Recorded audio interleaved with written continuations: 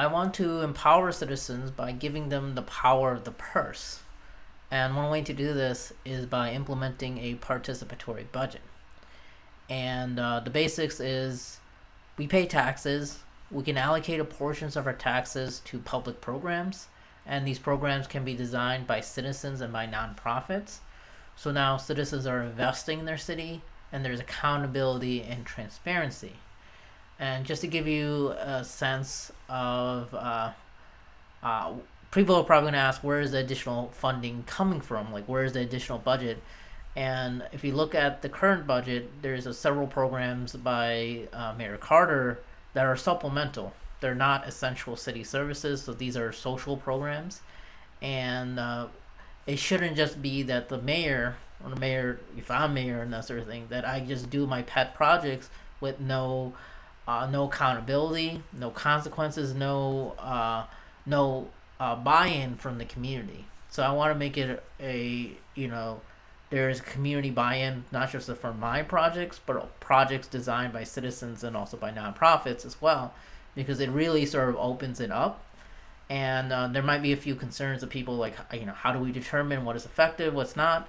So my administration will put the criteria that's necessary. So for example, for every project, it's not just an idea form. It has a budget proposal. It has hire staff. It has accountability measures, so that way people can see what they're actually funding to. And there's two important metrics for this participatory budget. First is for every resident, for every project, it needs to satisfy two things. First is funding, so residents need to fund it. And second is it needs to have approval from a majority of residents. And why that is necessary is that there could be an opportunity for, let's say, wealthy residents that they create their own program that only benefits themselves and not really the larger community, or so they can't do something like that because they need to have support from the consensus of the group that this project is meaningful and purposeful. And what is groundbreaking with the participatory budget is now people's relationship with taxes is I don't like paying taxes, I don't know where the money's going to. So now you can allocate that money and you can see the impact of where your tax dollars are. And what's also really beautiful about this is that there's an opportunity for people that want to spend more money, that they can donate additional money beyond their tax allocated amount and to support more programs. So it really is incubating new engagement, new community engagement, citizen engagement in different and creative ways. And obviously, for this to be quite robust, I'll be focusing on creating the digital platform to make this much more accessible and seeing different programs that are available and seeing how much funding does each program has in in real time.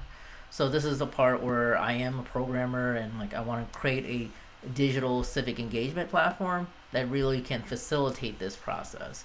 And to give you some frame of reference, so there's many programs out there for teachers when they have projects out there that they want to fund, then they can put down their project proposal, what their budget is, and also kind of there's a little bar of how much of their goal is accomplished, or how much more money they need. So there's different ways of that type of engagement.